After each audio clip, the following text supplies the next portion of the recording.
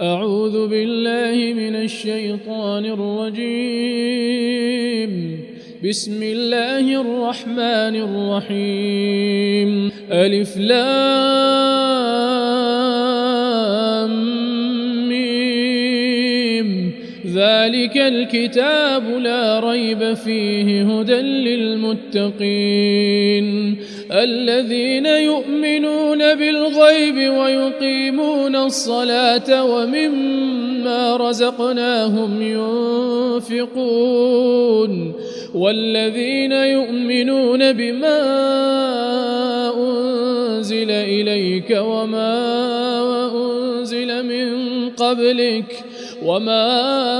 أنزل من قبلك وبالآخرة هم يوقنون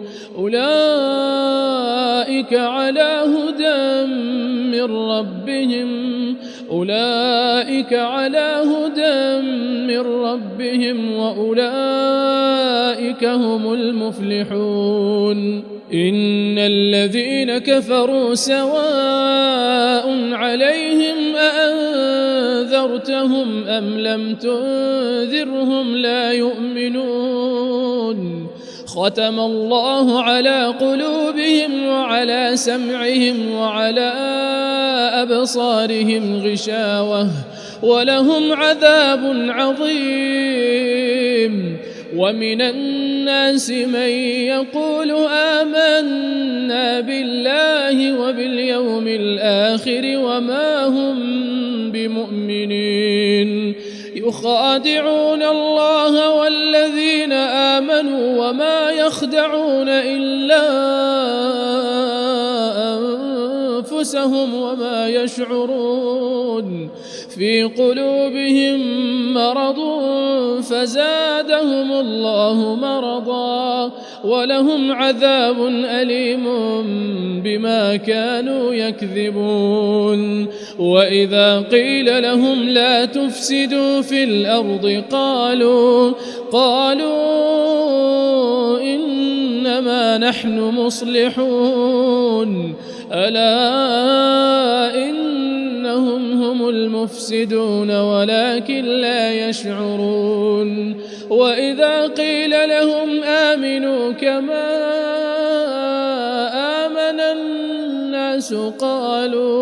قالوا أنؤمن كما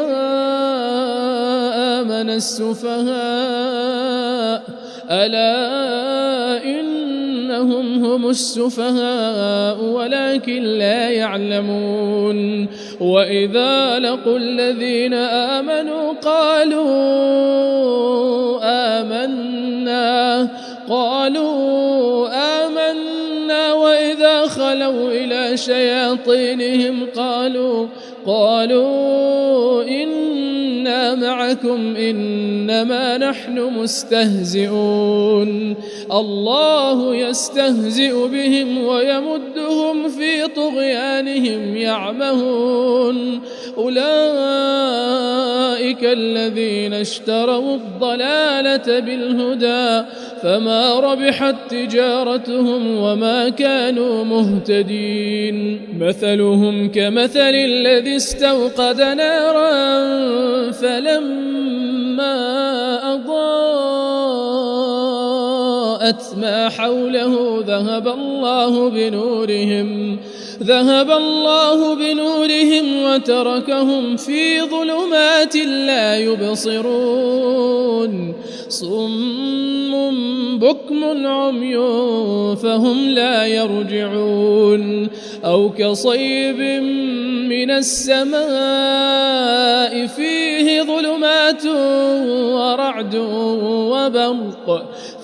ظلمات ورعد وبرق يجعلون أصابعهم في آذانهم من الصواعق حذر الموت والله محيط بالكافرين يكاد البرق يخطف أبصارهم كلما أضاء لهم مشوا فيه وإذا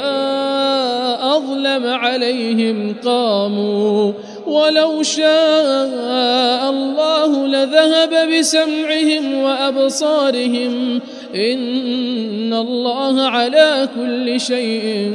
قدير يا أيها الناس اعبدوا ربكم الذي خلقكم والذين من قبلكم لعلكم تتقون الذي جعل لكم الأرض فراشا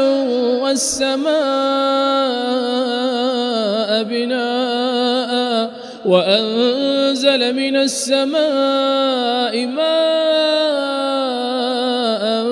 فأخرج به من الثمرات رزقا لكم فلا تجعلوا لله أندادا وأنتم تعلمون وإن كنتم في ريب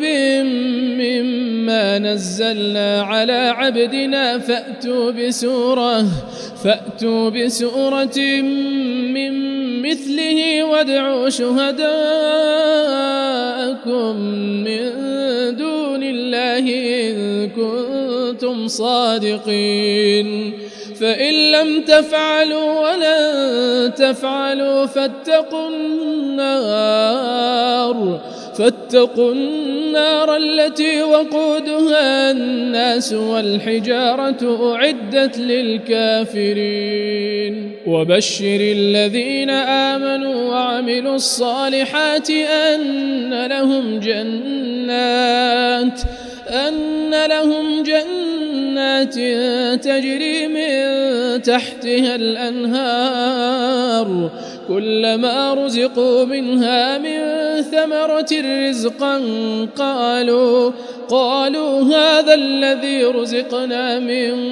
قبل وأتوا به متشابها ولهم فيها أزواج مطهرة وهم فيها خالدون إن الله لا يستحيي أن يضرب مثلا ما بعوضة فما فوقها فأما الذين آمنوا فيعلمون أنه الحق من ربهم وأما الذين كفروا فيقولون ماذا أراد الله بهذا مثلا يضل به كثيرا ويهدي به كثيرا وما يضل به إلا الفاسقين الذين ينقضون عهد الله من بعد ميثاقه ويقطعون ما أمر الله به أن يوصل ويفسدون في الأرض أولئك هم الخاسرون كيف تكفرون بالله وكنتم أمواتا فأحياكم ثم يميتكم ثم يحييكم ثم إليه ترجعون هو الذي خلق لكم ما في الأرض جميعا ثم استوى إلى السماء فسواهن 7 سماوات وهو بكل شيء عليم وإذ قال ربك للملائكة إني جاعل في الأرض خليفة قالوا أتجعل فيها من يفسد فيها ويسفك الدماء ونحن نسبح بحمدك ونقدس لك قال إني أعلم ما لا تعلمون وعلم آدم الأسماء كلها ثم عرضهم على الملائكة فقال أنبئوني بأسماء هؤلاء إن كنتم صادقين. قالوا سبحانك لا علم لنا إلا ما علمتنا إنك أنت العليم الحكيم. قال يا آدم أنبئهم بأسمائهم. فلما أنبأهم بأسمائهم قال ألم أقل لكم إني أعلم غيب السماوات والأرض وأعلم ما تبدون وما كنتم تكتمون. وإذ قلنا للملائكة اسجدوا لآدم فسجدوا إلا إبليس أبى واستكبر وكان من الكافرين. وقلنا يا آدم اسكن أنت وزوجك الجنة وكلا منها رغدا حيث شئتما ولا تقربا هذه الشجرة فتكونا من الظالمين. فأزلهما الشيطان عنها فأخرجهما مما كانا فيه وقلنا اهبطوا بعضكم لبعض عدو ولكم في الأرض مستقر ومتاع إلى حين. فتلقى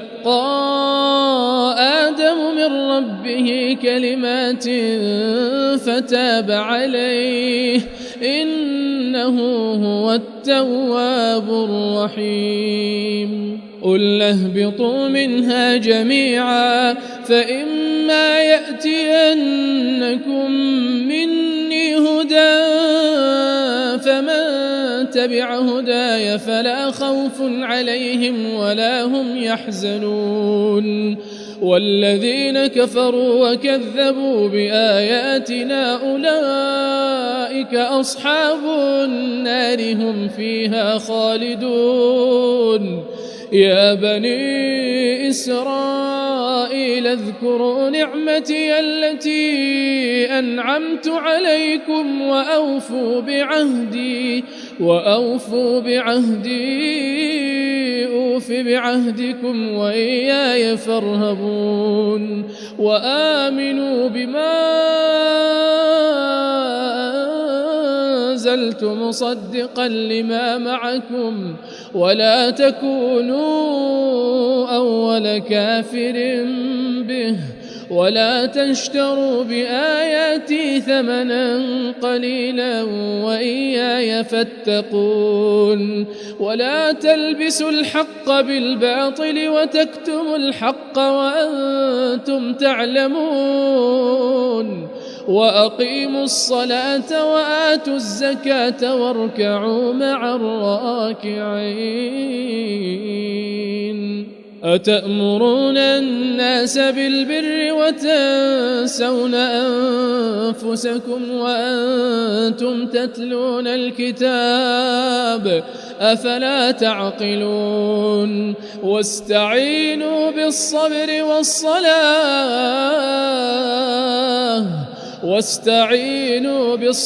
والصلاة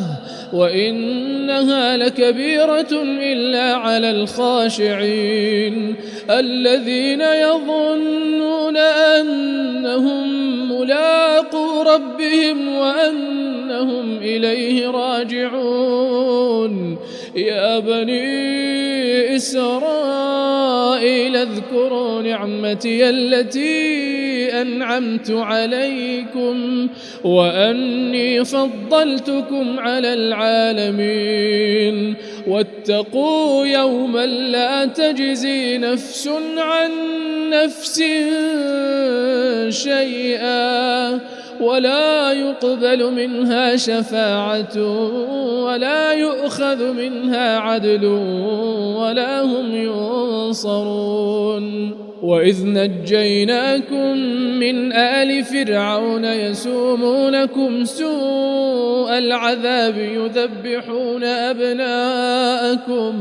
يذبحون أبناءكم ويستحيون نساءكم وفي ذلكم بلاء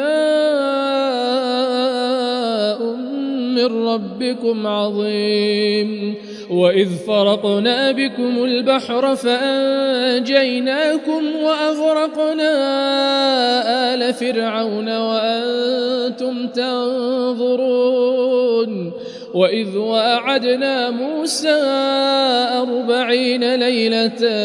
ثم اتخذتم العجل من بعده وأنتم ظالمون ثم عفونا عنكم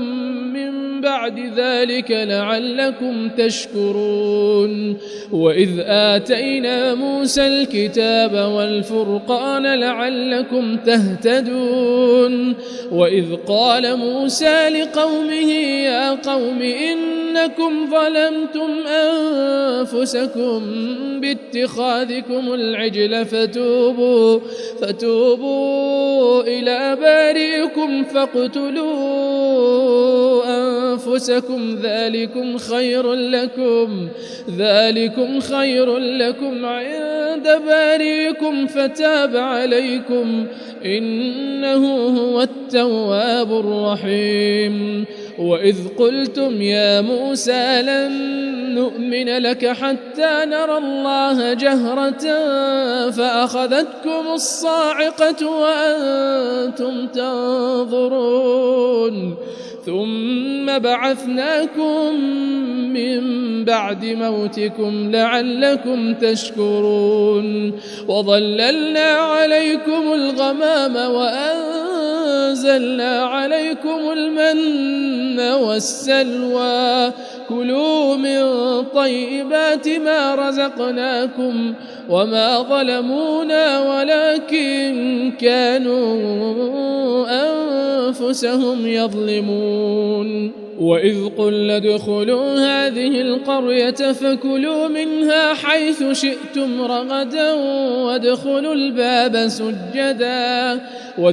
الباب سجدا وقولوا حطة نغفر لكم خطاياكم وسنزيد المحسنين. فبدل الذين ظلموا قولا غير الذي قيل لهم فأنزلنا على الذين ظلموا رجزا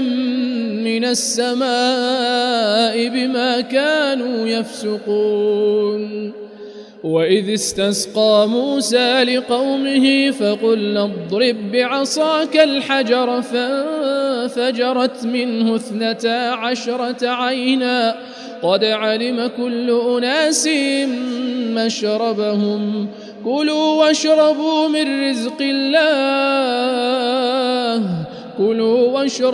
من رزق الله ولا تعثوا في الأرض مفسدين. وإذ قلتم يا موسى لن نصبر على طعام واحد فادع لنا ربك يخرج لنا مما تنبت الأرض من بقلها وقثائها وفومها وعدسها وبصلها قال أتستبدلون الذي هو أدنى بالذي هو خير اهبطوا مصرا فإن لكم ما سألتم وضربت عليهم الذلة والمسكنة وباءوا بغضب من الله ذلك بأنهم كانوا يكفرون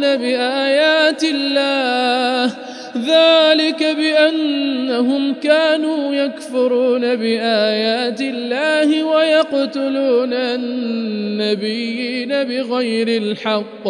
ذلك بما عصوا وكانوا يعتدون. إن الذين آمنوا والذين هادوا والنصارى والصابئين من آمن بالله واليوم الآخر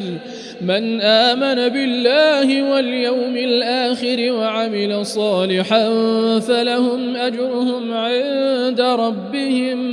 فلهم أجرهم عند ربهم ولا خوف عليهم ولا هم يحزنون وإذ أخذنا ميثاقكم ورفعنا فوقكم الطور خذوا ما آتيناكم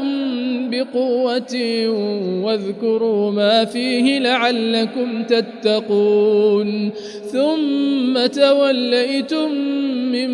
بعد ذلك فلولا فضل الله عليكم ورحمته لكنتم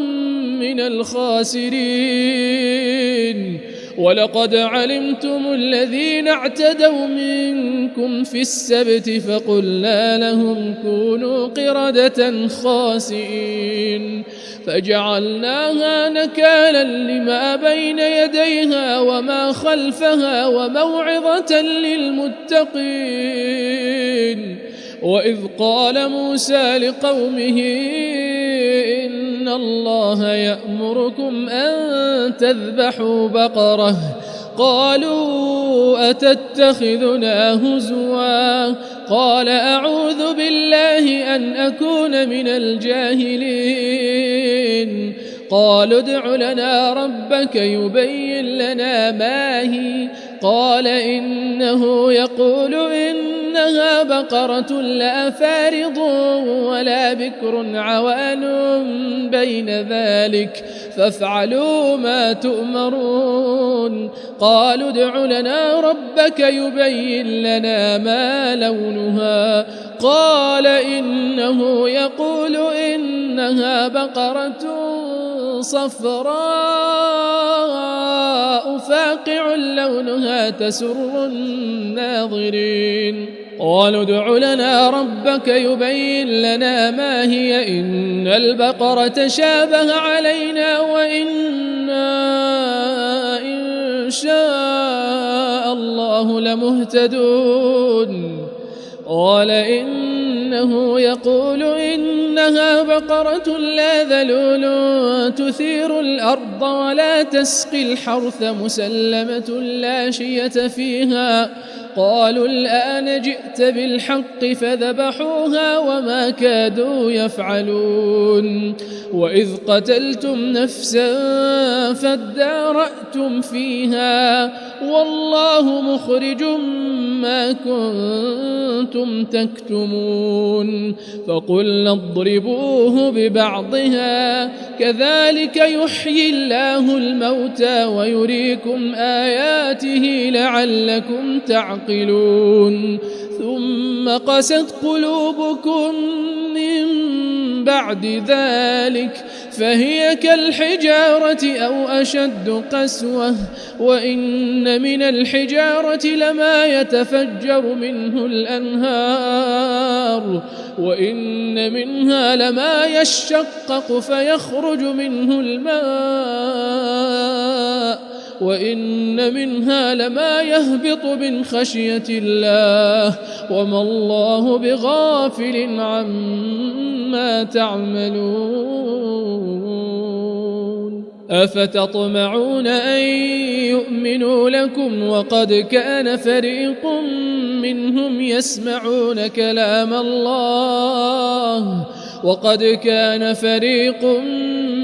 يسمعون كلام الله ثم يحرفونه من بعد ما عقلوه وهم يعلمون وإذا لقوا الذين آمنوا قالوا آمنا وإذا خلا بعضهم إلى بعض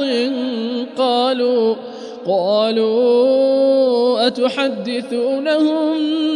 بما فتح الله عليكم ليحاجوكم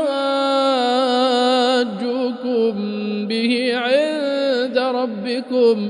أفلا تعقلون أولا يعلمون أن الله يعلم ما يسرون وما يعلنون ومنهم الأميون لا يعلمون الكتاب إلا أماني وإن هم إلا يظنون فويل للذين يكتبون الكتاب بأيديهم ثم يقولون هذا من عند الله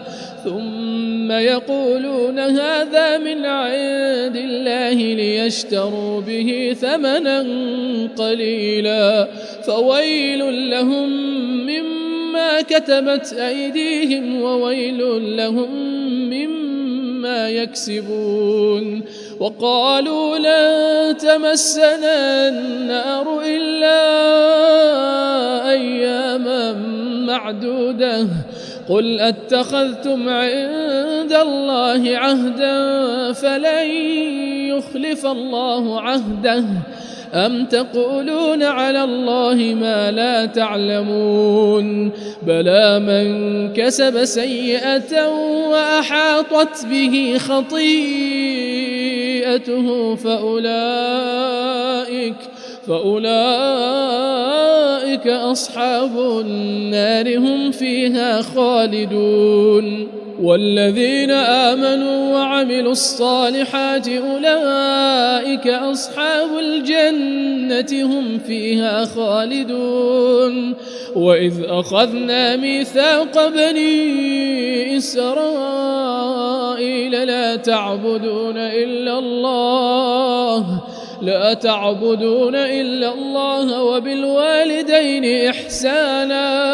وبالوالدين إحسانا وذي القربى واليتامى والمساكين وقولوا للناس حسنا وأقيموا الصلاة وآتوا الزكاة ثم توليتم إلا قليلا منكم وأنتم معرضون وإذ أخذنا ميثاقكم لا تسفكون دماءكم ولا تخرجون أنفسكم من دياركم ثم أقررتم وأنتم تشهدون ثم أنتم هؤلاء تقتلون أنفسكم وتخرجون فريقا منكم من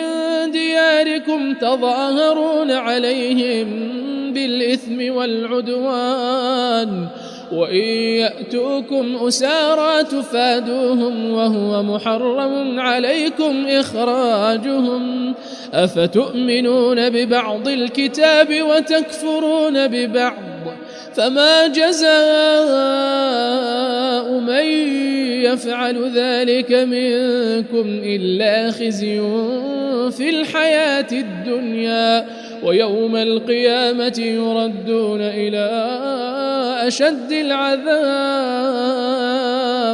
وما الله بغافل عما تعملون أولئك الذين اشتروا الحياة الدنيا بالآخرة فلا يخفف عنهم العذاب ولا هم ينصرون ولقد آتينا موسى الكتاب وقفينا من بعده بالرسل وآتينا عيسى ابن مريم البينات وأيدناه بروح القدس أفكلما جاءكم رسول بما لا تهوى أنفسكم استكبرتم ففريقا كذبتم وفريقا تقتلون وقالوا قلوبنا غلف بل لعنهم الله بكفرهم فقليلا ما يؤمنون ولما جاءهم كتاب من عند الله مصدق لما معهم وكانوا من قبل يستفتحون على الذين كفروا فلما جاءهم ما عرفوا كفروا به فلعنة الله على الكافرين. بئس ما اشتروا به أنفسهم أن يكفروا بما أنزل الله بغيا أن ينزل الله من فضله على من يشاء من عباده، فباءوا بغضب على غضب، وللكافرين عذاب مهين. وإذا قيل لهم آمنوا بما أنزل الله قالوا نؤمن بما أنزل علينا ويكفرون بما وراءه وهو الحق مصدقا لما معهم. قل فلم تقتلون أنبياء الله من قبل إن كنتم مؤمنين؟ ولقد جاءكم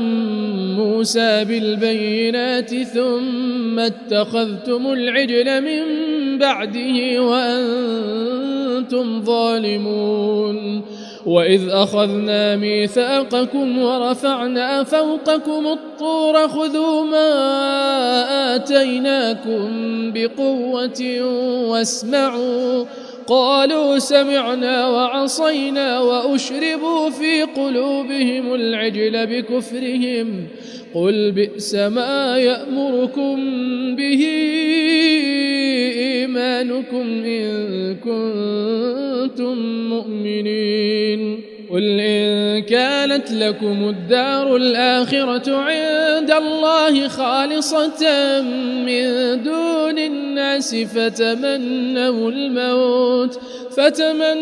الموت إن كنتم صادقين، ولن يتمنوه أبدا بما قدمت أيديهم، والله عليم بالظالمين. ولتجدنهم أحرص الناس على حياة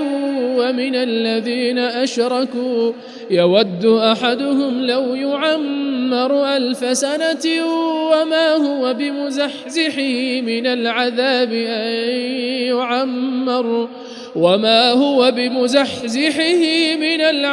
أن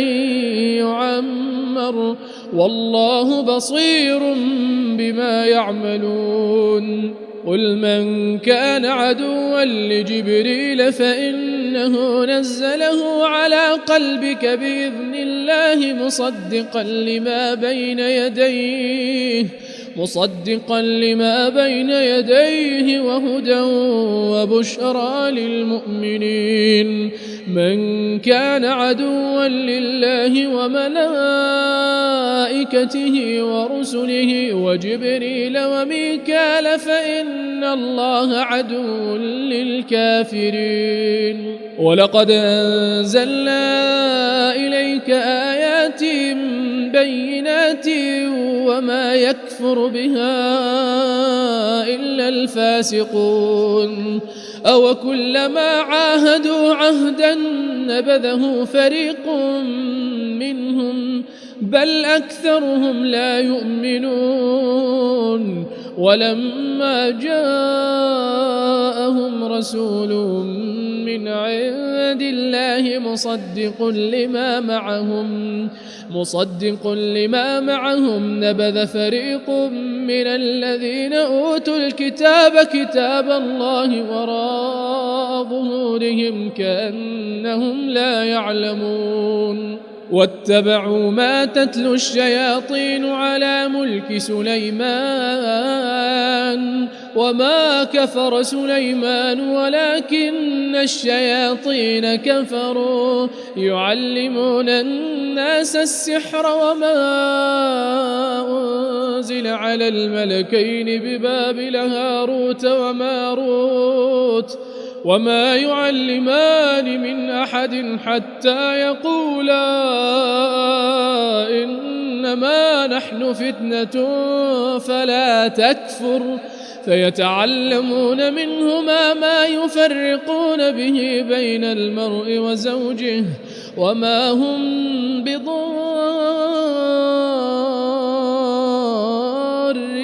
به من أحد إلا بإذن الله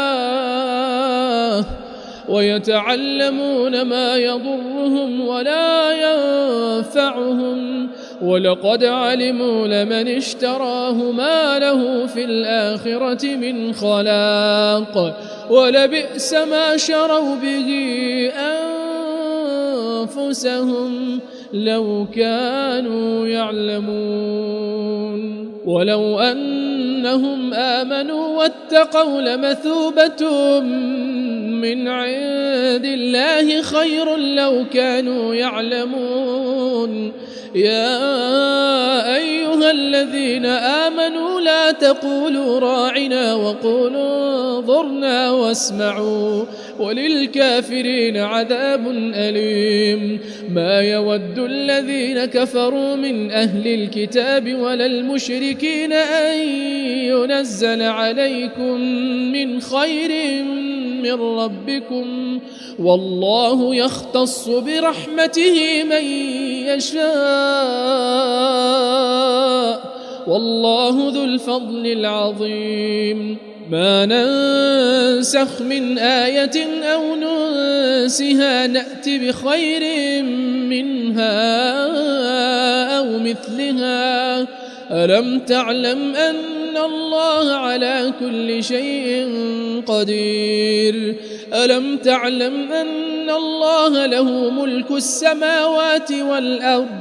وما لكم من دون الله من ولي ولا نصير أم تريدون أن تسألوا رسولكم كما سئل موسى من قبل ومن يتبدل الكفر بالإيمان فقد ضل سواء السبيل ود كثير من أهل الكتاب لو يردونكم من بعد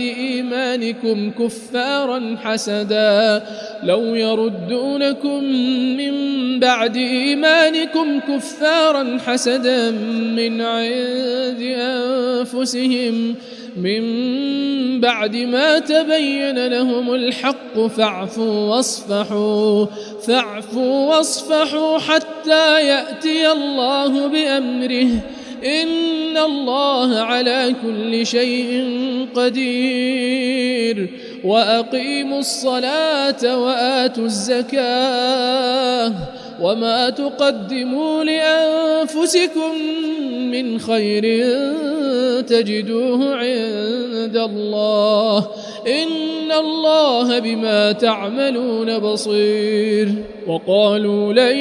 يدخل الجنة إلا من كان هودا أو نصارى تلك أمانيهم قل هاتوا برهانكم إن كنتم صادقين بلى من أسلم وجهه لله وهو محسن فله أجره عند ربه ولا خوف عليهم ولا هم يحزنون وقالت اليهود ليست النصارى على شيء وقالت النصارى ليست اليهود على شيء وهم يتلون الكتاب كذلك قال الذين لا يعلمون مثل قولهم فالله يحكم بينهم يوم القيامة فيما كانوا فيه يختلفون ومن أظلم ممن منع مساجد الله أن يذكر فيها اسمه وسعى في خرابها أولئك ما كان لهم أن يدخلوها إلا خائفين لهم في الدنيا خزي ولهم في الآخرة عذاب عظيم ولله المشرق والمغرب فأينما تولوا فثم وجه الله إن الله واسع عليم وقالوا اتخذ الله ولدا سبحانه بل له ما في السماوات والأرض كل له قانتون بديع السماوات والأرض وإذا قضى أمرا فإنما يقول له كن فيكون وقال الذين لا يعلمون لولا يكلمنا الله أو تأتينا آية كذلك قال الذين من قبلهم مثل قولهم تشابهت قلوبهم قد بينا الآيات لقوم يوقنون إنا أرسلناك بالحق بشيرا ونذيرا ولا تسأل عن أصحاب الجحيم ولن ترضى عنك اليهود ولا النصارى حتى تتبع ملتهم قل إن هدى الله هو الهدى ولئن اتبعت أهواءهم بعد الذي جاءك من العلم ما لك من الله من ولي ولا نصير الذين آتيناهم الكتاب يتلونه حق تلاوته أولئك يؤمنون به ومن يكفر به فأولئك هم الخاسرون يا بني إسرائيل اذكروا نعمتي التي أنعمت عليكم وأني فضلتكم على العالمين واتقوا يوما لا تجزي نفس عن نفس شيئا ولا يقبل منها عدل ولا تنفعها شفاعة ولا هم ينصرون وإذ ابتلى إبراهيم ربه بكلمات فأتمهن قال إني جاعلك للناس إماما قال ومن ذريتي قال لا ينال عهد الظالمين وإذ جعلنا البيت مثابة للناس وأمنا واتخذوا من مقام إبراهيم مصلى وعهدنا إلى إبراهيم وإسماعيل أن طهر بيتي للطائفين والعاكفين والركع السجود وإذ قال إبراهيم رب اجعل هذا بلدا آمنا وارزق أهله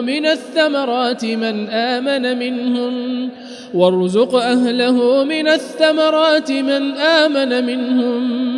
بالله واليوم الآخر قال ومن كفر فأمتعه قليلا ثم أضطره إلى عذاب النار وبئس المصير وإذ يرفع إبراهيم القواعد من البيت وإسماعيل ربنا تقبل منا إنك أنت السميع العليم ربنا واجعلنا مسلمين لك ومن ذريتنا أمة أمة مسلمة لك وأرنا مناسكنا وتب علينا إنك أنت التواب الرحيم ربنا وابعث فيهم رسولا منهم يتلو عليهم آياتك ويعلمهم الكتاب والحكمة ويزكيهم إنك أنت العزيز الحكيم ومن يرغب عن ملة إبراهيم إلا من سفه نفسه ولقد اصطفيناه في الدنيا وإنه في الآخرة لمن الصالحين إذ قال له ربه أسلم قال أسلمت لرب العالمين ووصى بها إبراهيم بنيه ويعقوب يا بني إن الله اصطفى لكم الدين فلا تموتن إلا وأنتم مسلمون أم كنتم شهداء إذ حضر يعقوب الموت إذ قال لبنيه ما تعبدون من بعدي قالوا نعبد إلهك وإله آبائك إبراهيم وإسماعيل وإسحاق إلها واحدا ونحن له مسلمون تلك أمة قد خلت لها ما كسبت ولكم ما كسبتم ولا تسألون عما كانوا يعملون وقالوا كونوا هودا أو نصارى تهتدوا قل بل ملة إبراهيم حنيفا وما كان من المشركين قولوا آمنا بالله وما أنزل إلينا وما أنزل إلى إبراهيم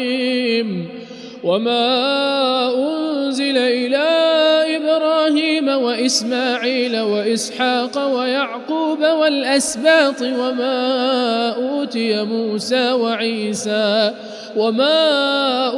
موسى وعيسى وما أوتي النبيون من ربهم لا نفرق بين أحد منهم ونحن له مسلمون فإن آمنوا بمثل ما آمنتم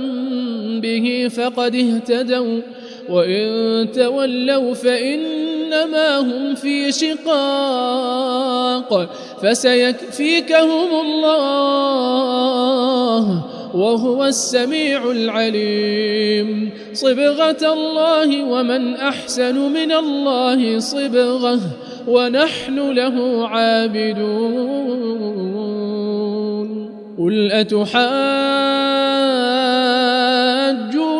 في الله وهو ربنا وربكم ولنا أعمالنا ولكم أعمالكم ونحن له مخلصون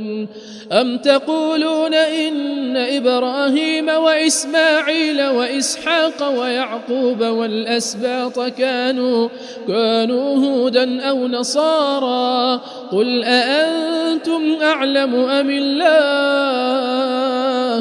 ومن أظلم ممن كتم شهادة عنده من الله وما الله بغافل عما تعملون تلك أمة قد خلت لها ما كسبت ولكم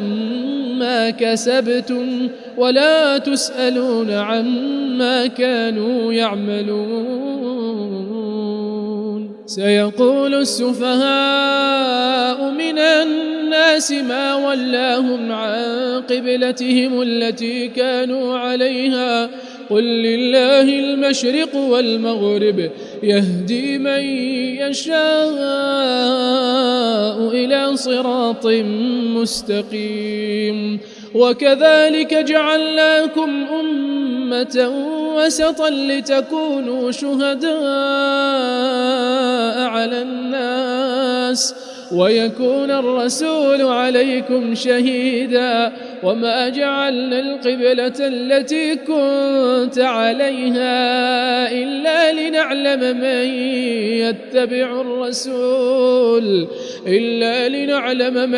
يتبع الرسول ممن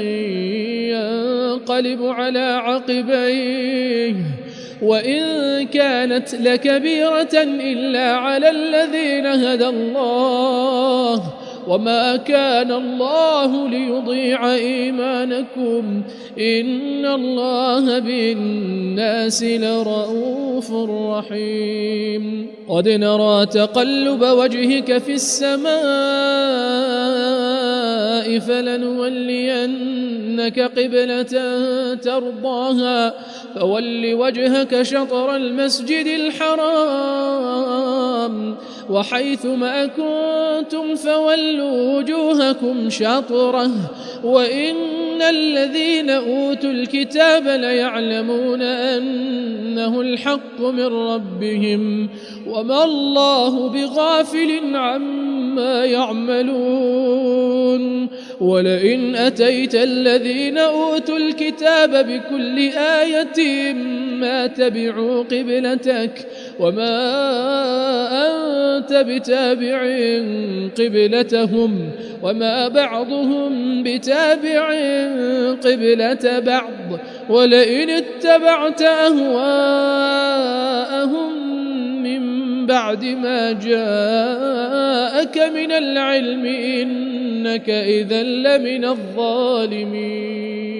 الذين آتيناهم الكتاب يعرفونه كما يعرفون أبناءهم وإن فريقا منهم ليكتمون الحق وهم يعلمون الحق من ربك فلا تكونن من الممترين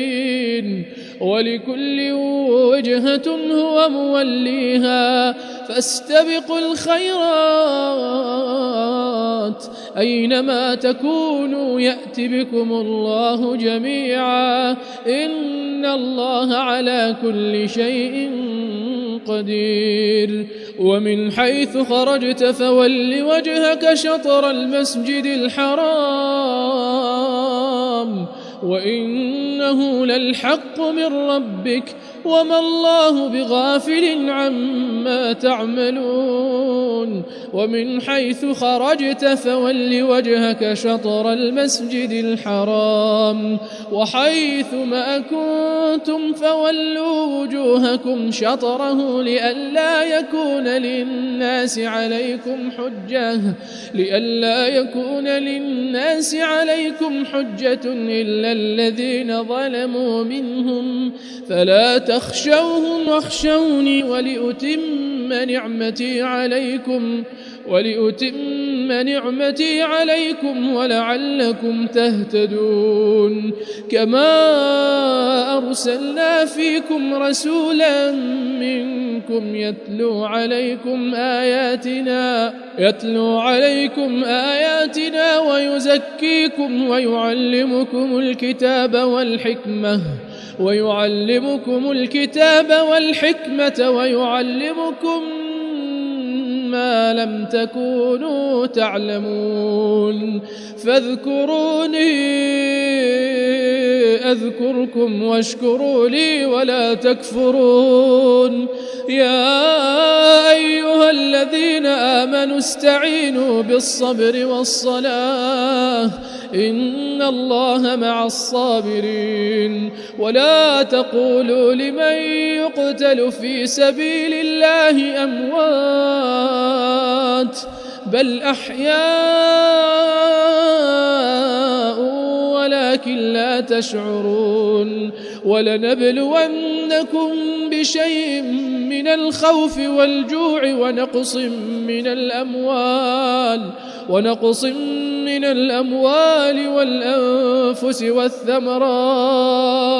وبشر الصابرين الذين إذا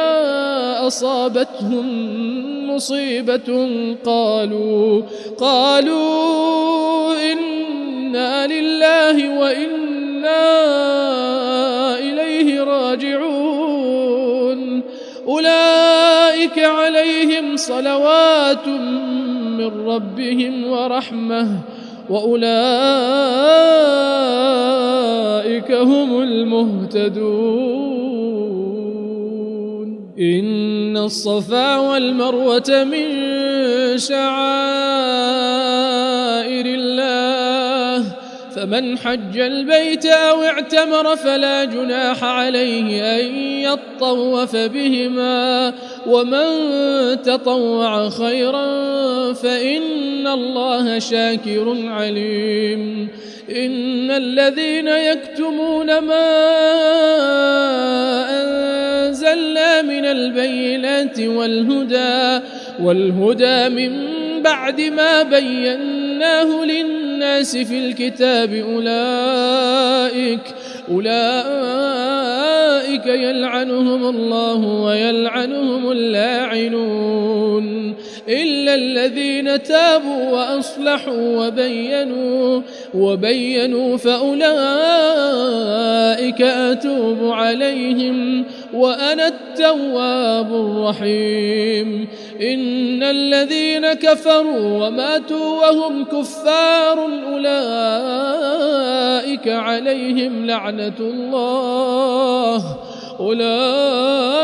عليهم لعنة الله والملائكة والناس أجمعين خالدين فيها لا يخفف عنهم العذاب ولا هم ينظرون وإلهكم إله واحد لا إله إلا هو الرحمن الرحيم إن في خلق السماوات والأرض واختلاف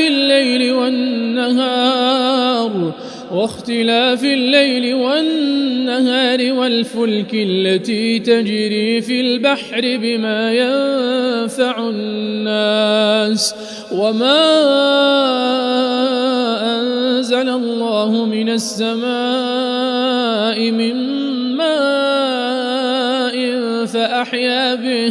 فأحيا به الأرض بعد موتها وبث فيها من كل دابة وتصريف الرياح والسحاب المسخر بين السماء والأرض لآيات لقوم يعقلون ومن الناس من يتخذ من دون الله أندادا يحبونهم كحب الله والذين آمنوا أشد حبا لله ولو يرى الذين ظلموا إذ يرون العذاب أن القوة لله جميعا وأن الله شديد العذاب إذ تبرأ الذين اتبعوا من الذين اتبعوا ورأوا العذاب وتقطعت بهم الأسباب وقال الذين اتبعوا لو أن لنا كرة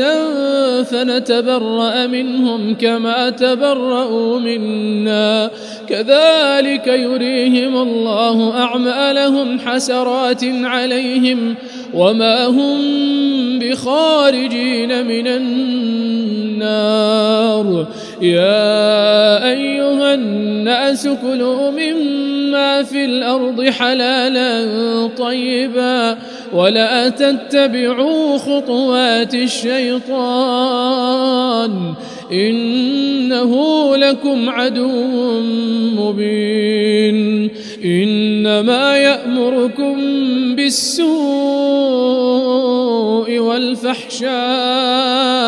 وأن تقولوا على الله ما لا تعلمون وإذا قيل لهم اتبعوا ما أنزل الله قالوا بل نتبع ما ألفينا عليه آباءنا أولو كان آباؤهم لا يعقلون شيئا ولا يهتدون ومثل الذين كفروا كمثل الذي ينعق بما لا يسمع إلا دعاء ونداء صم بكم عمي فهم لا يعقلون يا أيها الذين آمنوا كلوا من طيبات ما رزقناكم واشكروا لله إن كنتم إياه تعبدون إنما حرم عليكم الميتة والدم ولحم الخنزير وما أهل به لغير الله فمن اضطر غير باغ ولا عاد فلا إثم عليه إن الله غفور رحيم إن الذين يكتمون ما أنزل الله من الكتاب ويشترون به ثمنا قليلا أولئك ما يأكلون في بطونهم إلا النار ولا يكلمهم الله يوم القيامة ولا يزكيهم ولهم عذاب أليم أولئك الذين اشتروا الضلالة بالهدى والعذاب بالمغفرة فما أصبرهم على النار ذلك بأن الله نزل الكتاب بالحق وإن الذين اختلفوا في الكتاب لفي شقاق بعيد ليس البر أن تولوا وجوهكم قبل المشرق والمغرب ولكن البر من آمن بالله واليوم الآخر والملائكة والكتاب والنبيين وآتى المال على حبه ذوي القربى واليتامى والمساكين وابن السبيل والسائلين وفي الرقاب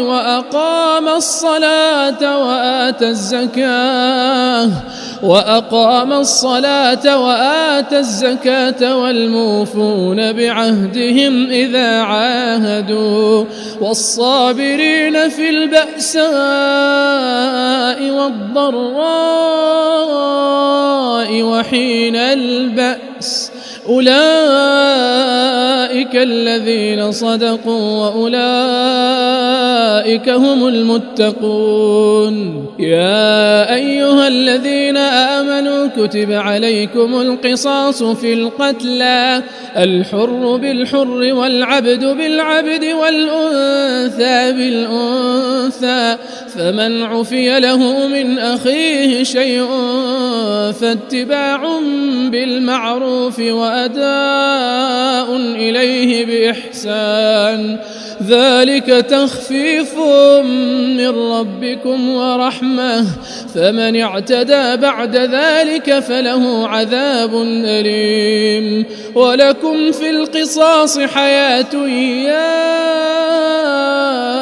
أولي الألباب لعلكم تتقون كتب عليكم إذا حضر أحدكم الموت إن ترك خيرا الوصية للوالدين والأقربين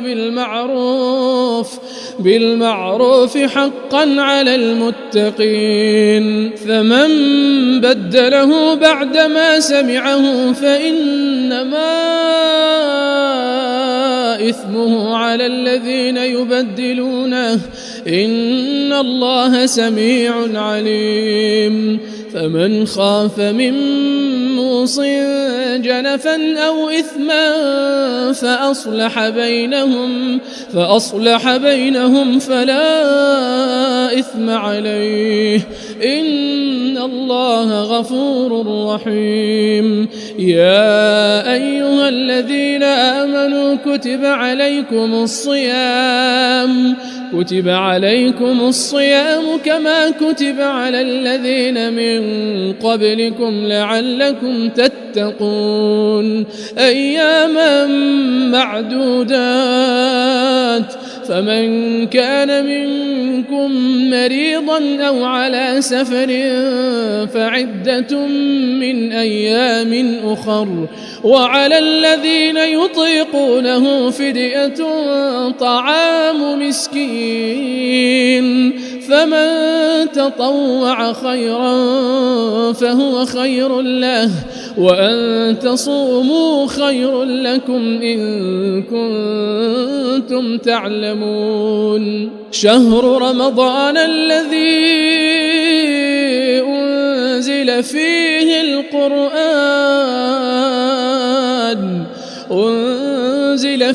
القرآن هدى للناس وبينات من الهدى والفرقان فمن شهد منكم الشهر فليصم ومن كان مريضا أو على سفر فعدة من أيام أخر يريد الله بكم اليسر ولا يريد بكم العسر ولتكملوا العدة ولتكبروا الله على ما هداكم ولعلكم تشكرون وإذا سألك عبادي عني فإني قريب أجيب دعوة الداعي إذا دعان فليستجيبوا لي وليؤمنوا بي لعلهم يرشدون أحل لكم ليلة الصيام الرفث إلى نسائكم هن لباس لكم وأنتم لباس لهن علم الله أنكم كنتم تختانون أنفسكم فتاب عليكم وعفى عنكم فالآن باشروهن وابتغوا ما كتب الله لكم وكلوا واشربوا حتى يتبين لكم الخيط الأبيض من الخيط الأسود من الفجر ثم أتموا الصيام إلى الليل ولا تباشروهن وأنتم عاكفون في المساجد تلك حدود الله فلا تقربوها كذلك يبين الله آياته للناس لعلهم يتقون ولا تأكلوا أموالكم بينكم بالباطل وتدلوا بها إلى الحكام لتأكلوا فريقا من أموال الناس بالإثم وأنتم تعلمون يسألونك عن الأهلة قل هي مواقيت للناس والحج وليس البر بأن تأتوا البيوت من ظهورها ولكن البر من اتقى وأتوا البيوت من أبوابها واتقوا الله لعلكم تفلحون وقاتلوا في سبيل الله الذين يقاتلونكم ولا تعتدوا إن الله لا يحب المعتدين واقتلوهم حيث ثقفتموهم وأخرجوهم من حيث أخرجوكم والفتنة أشد من القتل ولا تقاتلوهم عند المسجد الحرام حتى يقاتلوكم فيه فإن قاتلوكم فاقتلوهم كذلك جزاء الكافرين فإن انتهوا فإن الله غفور رحيم وقاتلوهم حتى لا تكون فتنة ويكون الدين لله فإن انتهوا فلا عدوان إلا على الظالمين الشهر الحرام بالشهر الحرام والحرمات قصاص فمن اعتدى عليكم فاعتدوا عليه بمثل ما اعتدى عليكم واتقوا الله واعلموا أن الله مع المتقين وأنفقوا في سبيل الله ولا تلقوا بأيديكم إلى التهلكة وأحسنوا إن الله يحب المحسنين وأتموا الحج والعمرة لله فإن أحصرتم فما استيسر من الهدي ولا تحلقوا رؤوسكم حتى يبلغ الهدي محله فمن كان منكم مريضا أو به أذى من رأسه ففدية من صيام أو صدقة أو نسك فإذا أمنتم فمن تمتع بالعمرة إلى الحج فما استيسر من الهدي فمن لم يجد فصيام 3 أيام في الحج و7 إذا رجعتم تلك 10 كاملة ذلك لمن لم يكن أهله حاضر المسجد الحرام واتقوا الله واعلموا أن الله شديد العقاب الحج أشهر معلومات فمن فرض فيهن الحج فلا رفث ولا فسوق ولا جدال في الحج وما تفعلوا من خير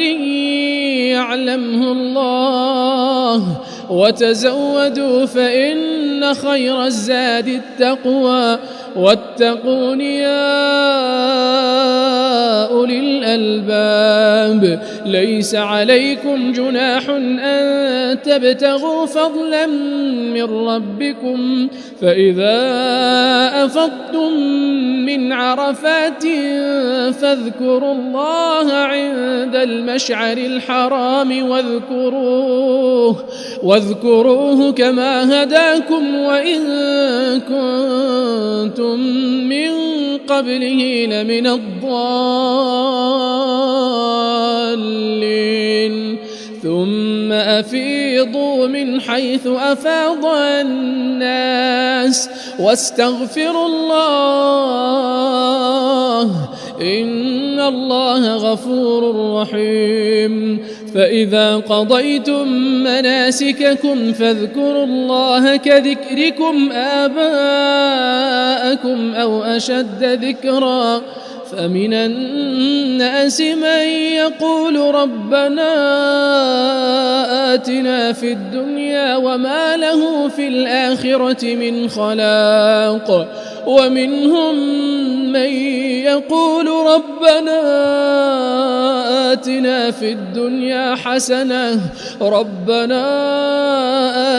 في الدنيا حسنة وفي الآخرة حسنة وقنا عذاب النار أولئك لهم نصيب مما كسبوا والله سريع الحساب واذكروا الله في أيام معدودات فمن تعجل في يومين فلا إثم عليه ومن تأخر فلا إثم عليه لمن اتقى واتقوا الله واعلموا أنكم إليه تحشرون ومن الناس من يعجبك قوله في الحياة الدنيا ويشهد الله على ما في قلبه وهو ألد الخصام وإذا تولى سعى في الأرض ليفسد فيها ويهلك الحرث والنسل والله لا يحب الفساد وإذا قيل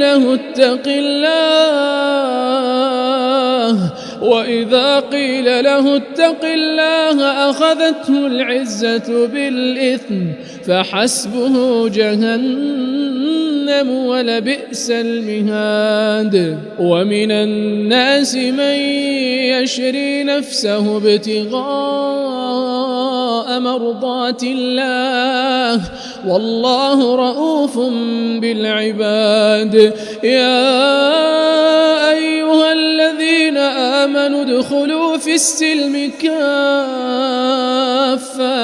ولا تتبعوا خطوات الشيطان إنه لكم عدو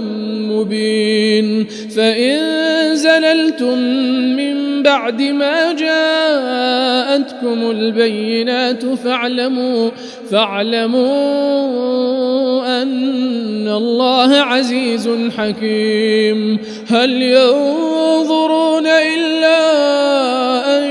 يأتيهم الله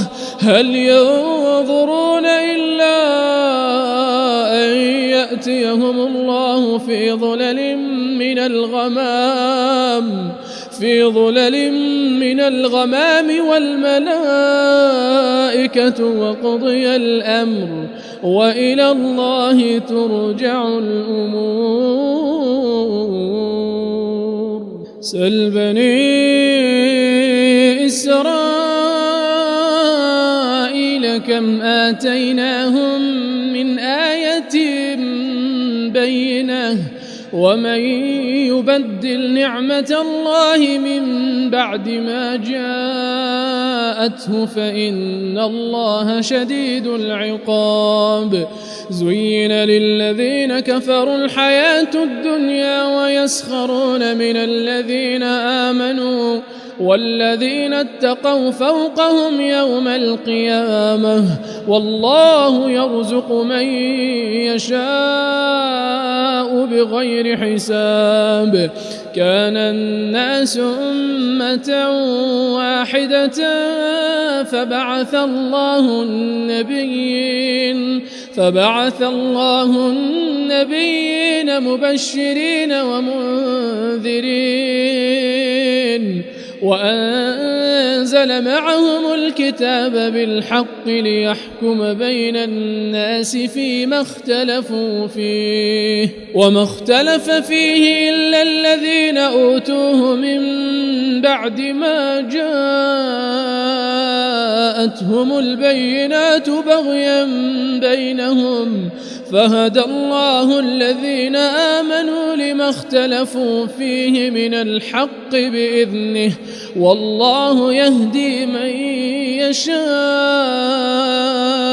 إلى صراط مستقيم أم حسبتم أن تدخلوا الجنة ولما يأتكم مثل الذين خلوا من قبلكم مستهم البأساء والضراء وزلزلوا حتى يقول الرسول والذين آمنوا معه متى نصر الله ألا إن نصر الله قريب يسألونك ماذا ينفقون قل ما أنفقتم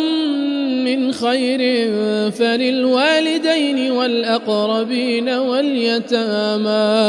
فللوالدين والأقربين واليتامى والمساكين وابن السبيل وما تفعلوا من خير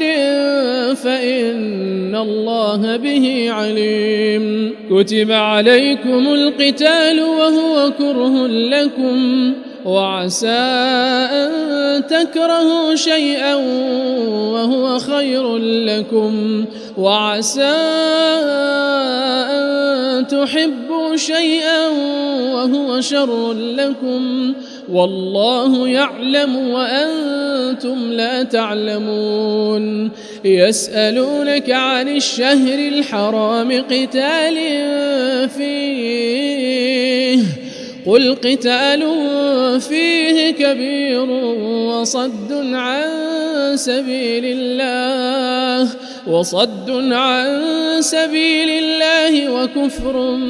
به والمسجد الحرام وإخراج أهله منه أكبر عند الله والفتنة أكبر من القتل ولا يزالون يقاتلونكم حتى يردوكم عن دينكم إن استطاعوا ومن يرتدد منكم عن دينه فيمت وهو كافر فأولئك حبطت أعمالهم في الدنيا والآخرة وأولئك أصحاب النار هم فيها خالدون إن الذين آمنوا والذين هاجروا وجاهدوا في سبيل الله أولئك يرجون رحمة الله والله غفور رحيم يسألونك عن الخمر والميسر قل فيهما إثم كبير ومنافع للناس وإثمهما أكبر من نفعهما ويسألونك ماذا ينفقون قل العفو كذلك يبين الله لكم الآيات لعلكم تتفكرون في الدنيا والآخرة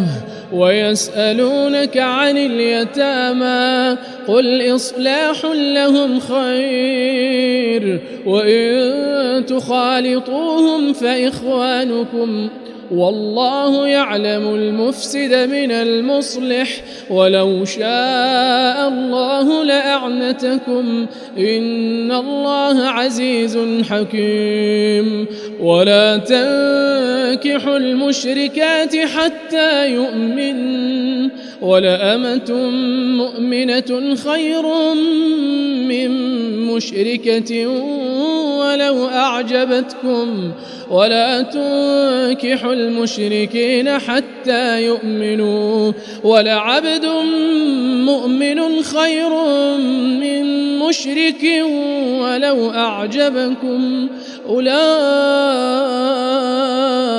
يدعون إلى النار والله يدعو إلى الجنة والمغفرة بإذنه ويبين آياته للناس للناس لعلهم يتذكرون ويسألونك عن المحيض قل هو أذى فاعتزلوا النساء في المحيض ولا تقربوهن حتى يطهرن فإذا تطهرن فأتوهن من حيث أمركم الله إن الله يحب التوابين ويحب المتطهرين نساؤكم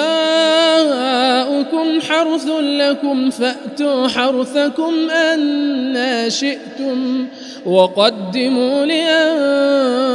لأنفسكم واتقوا الله واعلموا أنكم ملاقوه وبشر المؤمنين ولا تجعلوا الله عرضة لأيمانكم أن تبروا وتتقوا وتصلحوا بين الناس والله سميع عليم لا يؤاخذكم الله باللغو في أيمانكم ولكن يؤاخذكم بما كسبت قلوبكم والله غفور حليم للذين يؤلون من نسائهم تربص 4 أشهر فإن فاءوا فإن الله غفور رحيم وإن عزموا الطلاق فإن الله سميع عليم والمطلقات يتربصن بأنفسهن 3 قروء ولا يحل لهن أن يكتمن ما خلق الله في أرحامهن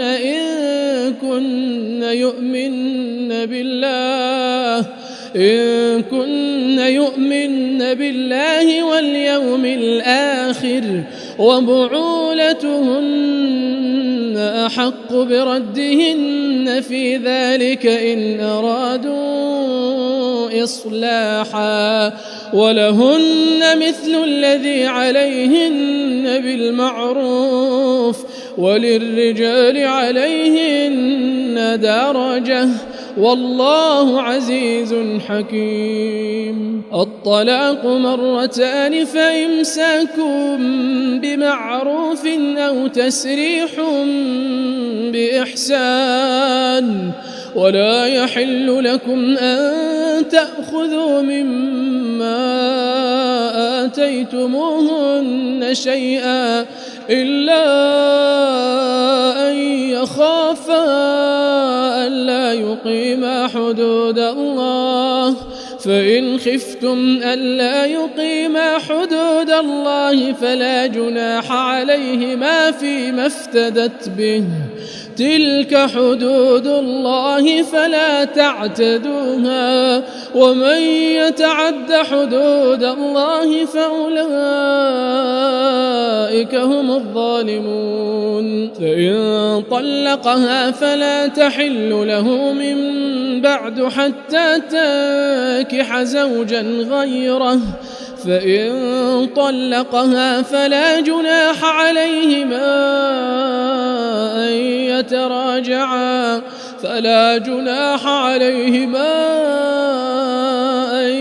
يتراجعا إن ظنا أن يقيما حدود الله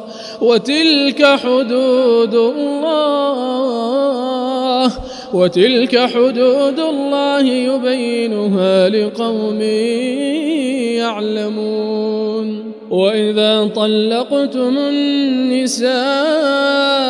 فبلغن أجلهن فأمسكوهن بمعروف فأمسكوهن بمعروف أو سرحوهن بمعروف ولا تمسكوهن ضرارا لتعتدوا ومن يفعل ذلك فقد ظلم نفسه ولا تتخذوا آيات الله هزوا واذكروا نعمة الله عليكم وما أنزل عليكم من الكتاب والحكمة يعظكم به واتقوا الله واعلموا أن الله بكل شيء عليم وإذا طلقتم النساء فبلغن أجلهن فلا تعضلوهن أن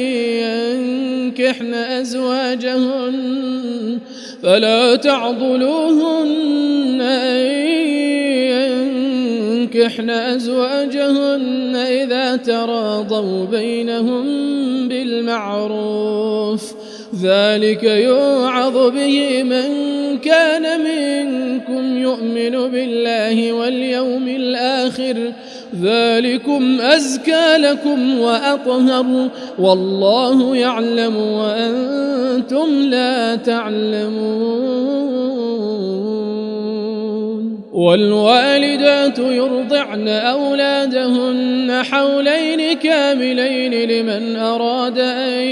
يتم الرضاعة وعلى المولود له رزقهن وكسوتهن بالمعروف لا تكلف نفس إلا وسعها لا تضار والدة بولدها ولا مولود له بولده وعلى الوارث مثل ذلك فإن أرادا فصالا عن تراض منهما وتشاور فلا جناح عليهما وإن أردتم أن تسترضعوا أولادكم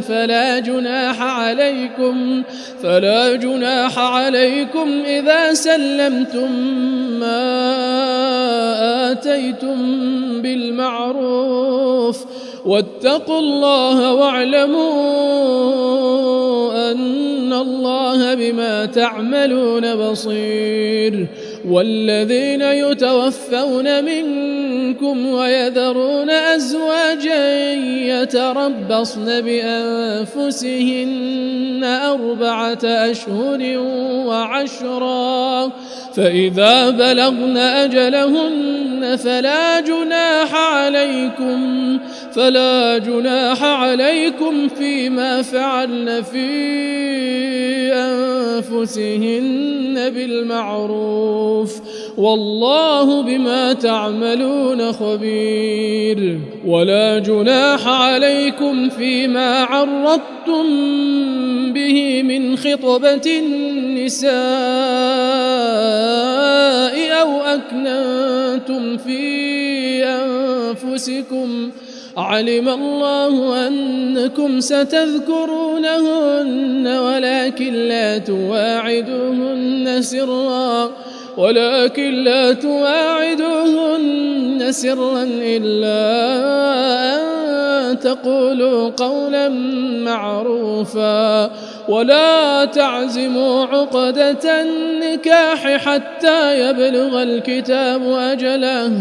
واعلموا أن الله يعلم ما في أنفسكم فاحذروه واعلموا أن الله غفور حليم لا جناح عليكم إن طلقتم النساء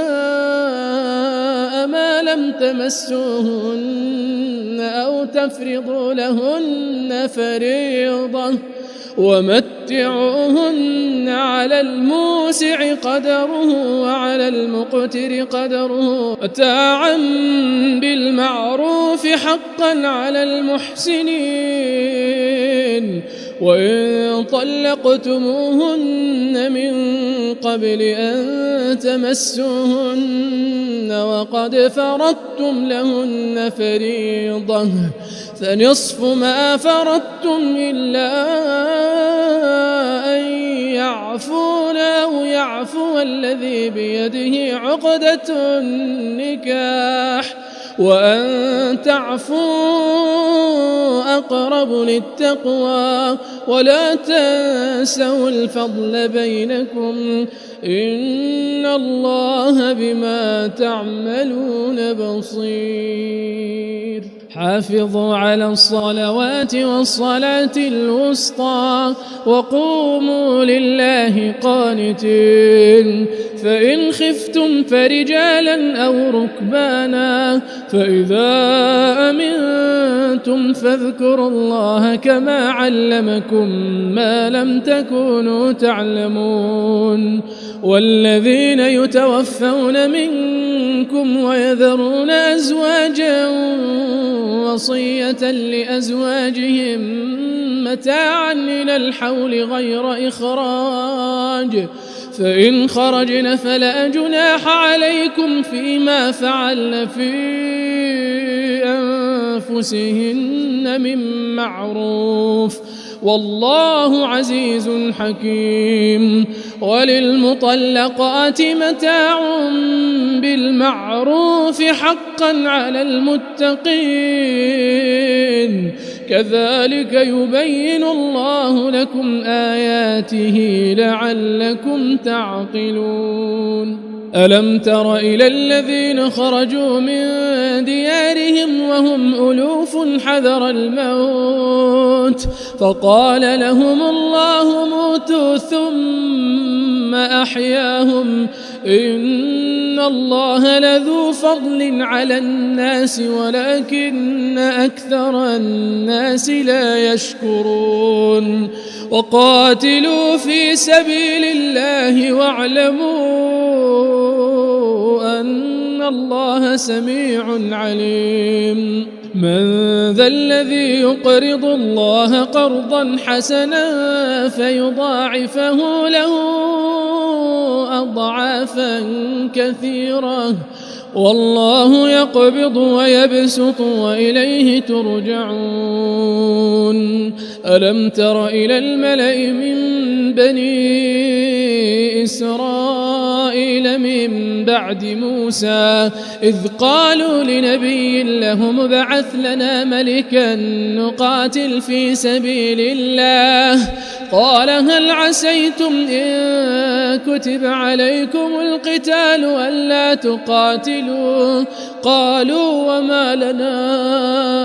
ألا نقاتل في سبيل الله وقد أخرجنا من ديارنا وأبنائنا فلما كتب عليهم القتال تولوا إلا قليلا منهم والله عليم بالظالمين. وقال لهم نبيهم إن الله قد بعث لكم طالوت ملكا قالوا أنى يكون له الملك علينا ونحن أحق بالملك منه ولم يؤت سعة من المال قال إن الله اصطفاه عليكم وزاده بسطة في العلم والجسم والله يؤتي ملكه من يشاء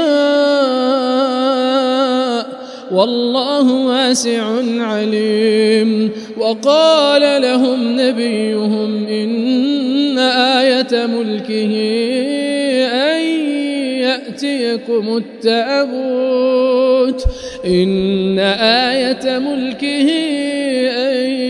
يأتيكم التابوت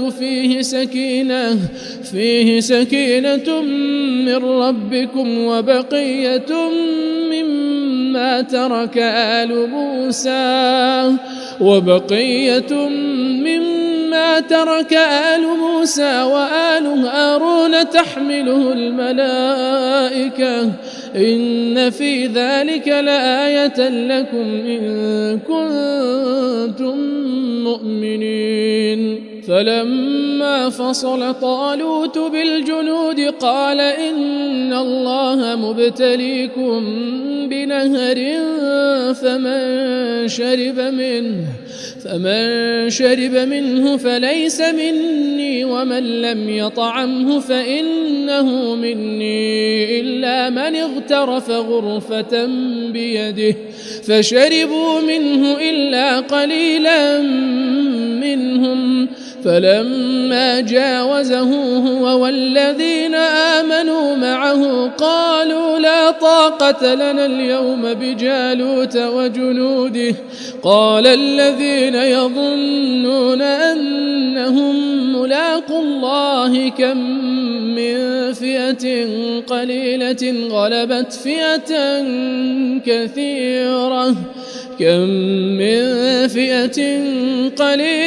غلبت فئة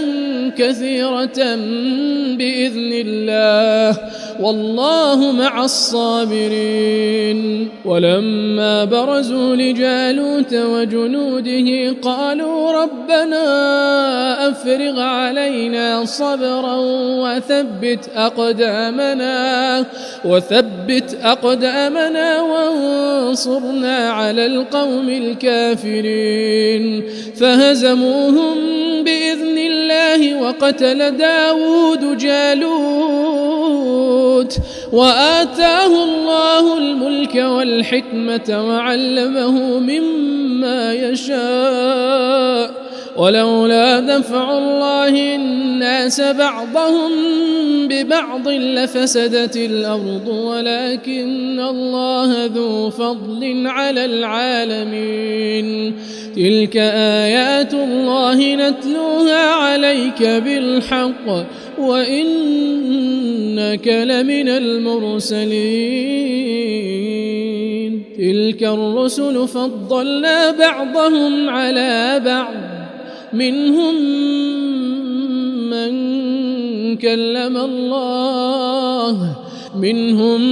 من كلم الله ورفع بعضهم درجات وآتينا عيسى ابن مريم البينات وأيدناه بروح القدس ولو شاء الله ما اقتتل الذين من بعد ما جاءتهم البينات ولكن اختلفوا فمنهم من آمن ومنهم من كفر ولو شاء الله ما اقتتلوا ولكن الله يفعل ما يريد يا أيها الذين آمنوا أنفقوا مما رزقناكم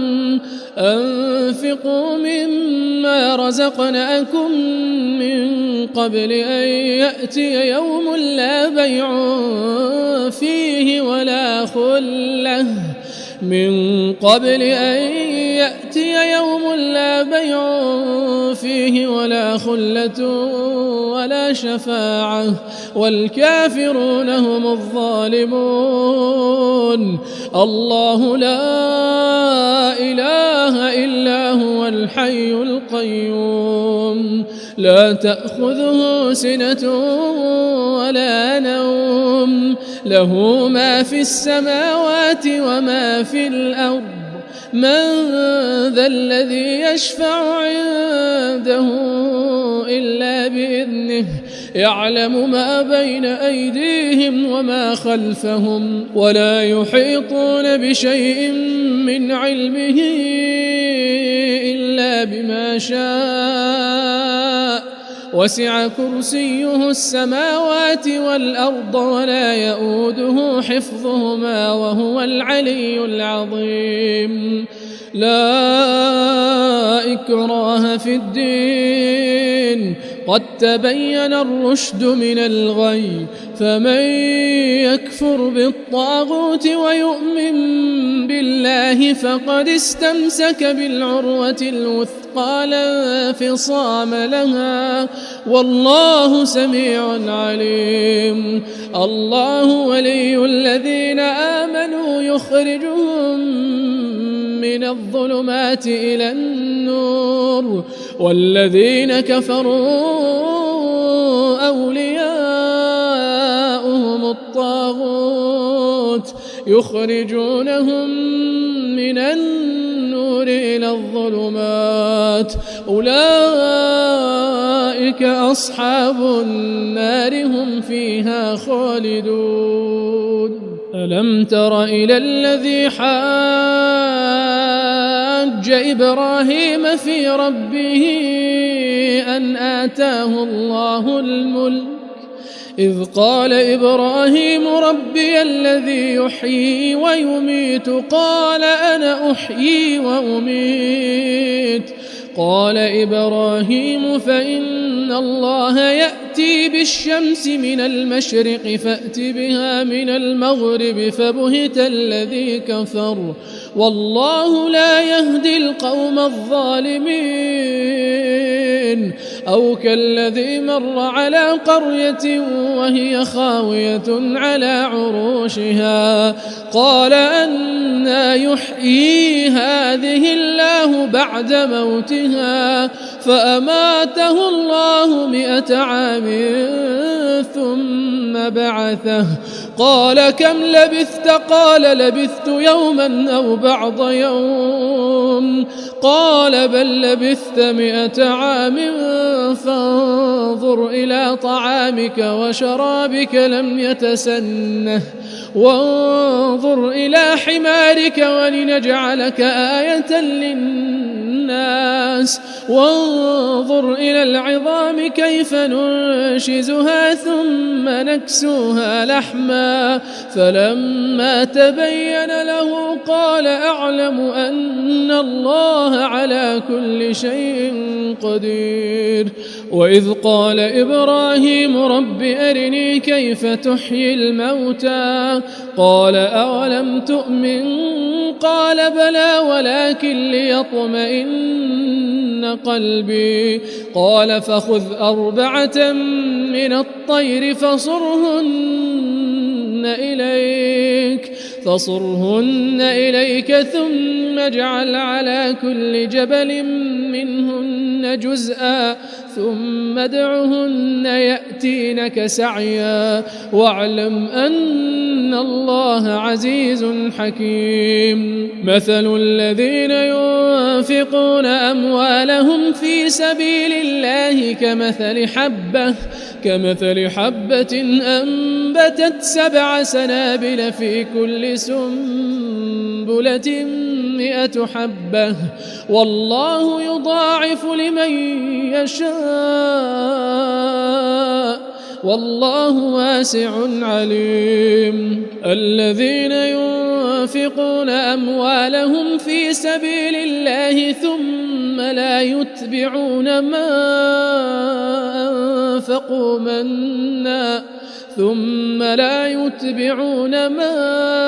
أنفقوا منا ولا أذى لهم أجرهم عند ربهم ولا خوف عليهم ولا هم يحزنون. قول معروف ومغفرة خير من صدقة يتبعها أذى والله غني حليم. يا أيها الذين آمنوا لا تبطلوا صدقاتكم بالمن والأذى كالذي ينفق ماله رئاء الناس ولا يؤمن بالله واليوم الآخر فمثله كمثل صفوان عليه تراب فأصابه وابل فتركه صلدا لا يقدرون على شيء مما كسبوا والله لا يهدي القوم الكافرين ومثل الذين ينفقون أموالهم ابتغاء مرضات الله وتثبيتا من أنفسهم كمثل جنة بربوة أصابها وابل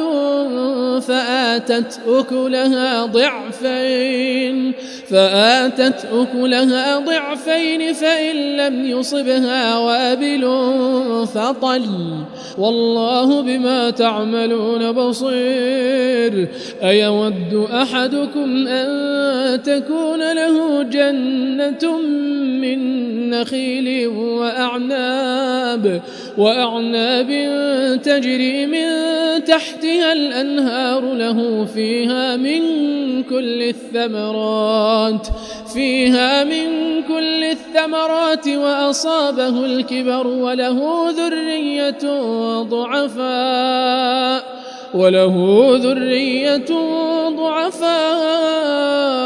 فأصابها إعصار فيه نار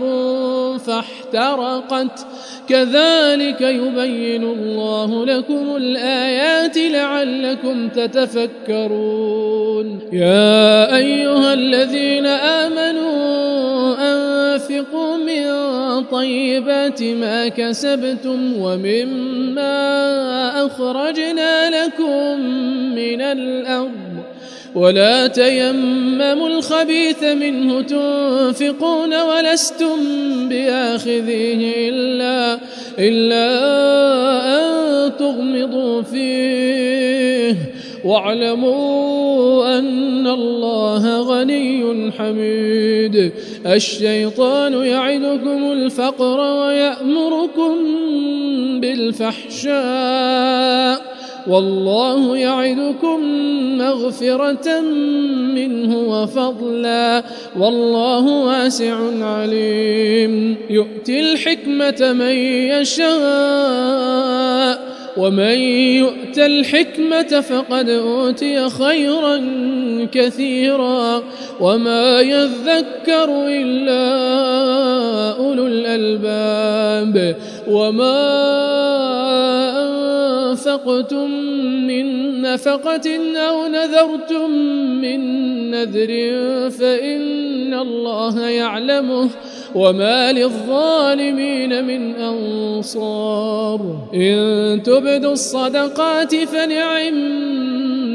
هي وإن تخفوها وتؤتوها الفقراء فهو خير لكم ويكفر عنكم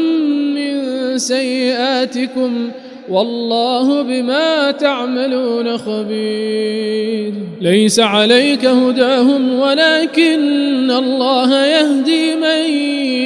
يشاء وما تنفقوا من خير فلأنفسكم وما تنفقون إلا ابتغاء وجه الله وما تنفقوا من خير يوفى إليكم وأنتم لا تظلمون للفقراء الذين أحصروا في سبيل الله لا يستطيعون ضربا في الأرض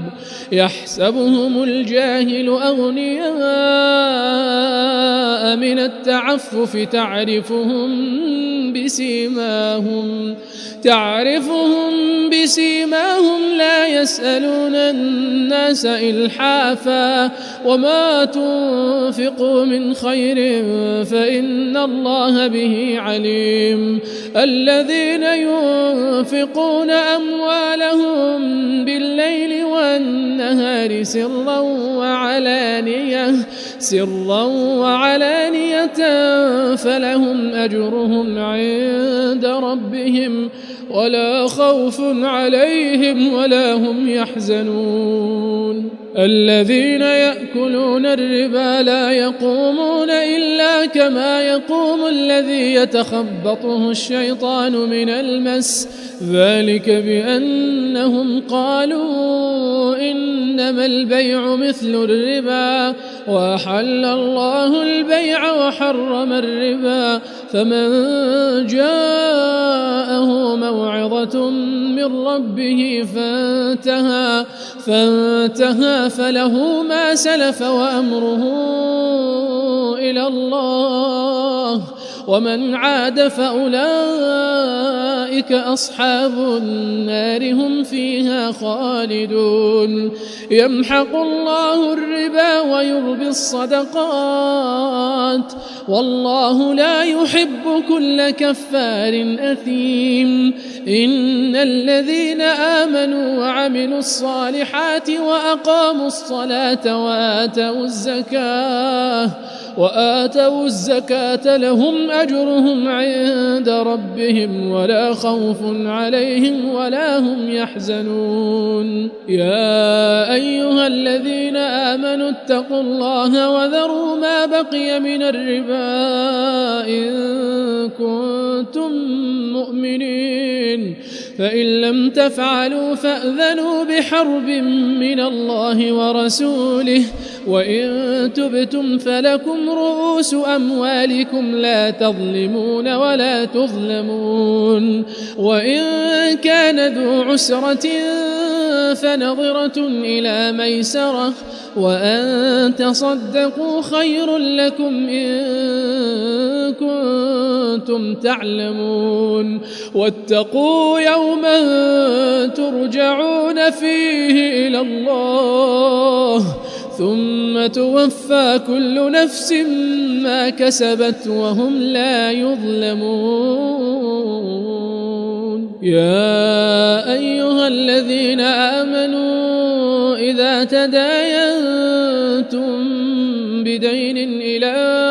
أجل مسمى فاكتبوه وليكتب بينكم كاتب بالعدل ولا يأب كاتب أن يكتب كما علمه الله فليكتب وليملل الذي عليه الحق وليتق الله ربه ولا يبخس منه شيئا فإن كان الذي عليه الحق سفيها أو ضعيفا أو لا يستطيع أن يمله فليملل وليه بالعدل واستشهدوا شهيدين من رجالكم فإن لم يكونا رجلين فرجل وامرأتان ممن ترضون من الشهداء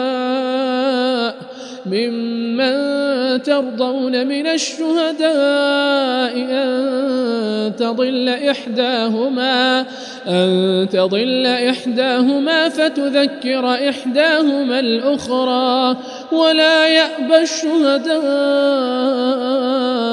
إذا ما دعوا ولا تسأموا أن تكتبوه صغيرا أو كبيرا إلى أجله ذلكم أقسط عند الله وأقوم للشهادة وأدنى ألا ترتابوا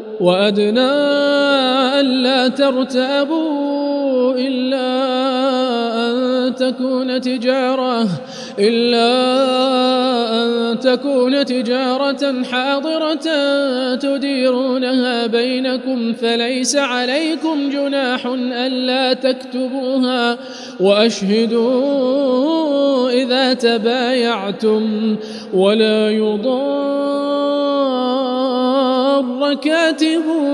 ولا شهيد وإن تفعلوا فإنه فسوق بكم واتقوا الله ويعلمكم الله والله بكل شيء عليم وإن كنتم على سفر ولم تجدوا كاتبا فرهان مقبوضة فإن أمن بعضكم بعضا فليؤد الذي ائتمن أمانته وليتق الله ربه ولا تكتموا الشهادة ومن يكتمها فإنه آثم قلبه والله بما تعملون عليم. لله ما في السماوات وما في الأرض وإن تبدوا ما في أنفسكم أو تخفوه يحاسبكم به الله فيغفر لمن يشاء ويعذب من يشاء والله على كل شيء قدير. آمن الرسول بما أنزل إليه من ربه والمؤمنون كل آمن بالله وملائكته وكتبه ورسله لا نفرق بين أحد من رسله وقالوا سمعنا وأطعنا غفرانك ربنا وإليك المصير. لا يكلف الله نفسا إلا وسعها لها ما كسبت وعليها ما اكتسبت ربنا لا تؤاخذنا إن نسينا أو أخطأنا ربنا ولا تحمل علينا إصرا كما حملته على الذين من قبلنا ربنا ولا تحملنا ما لا طاقة لنا به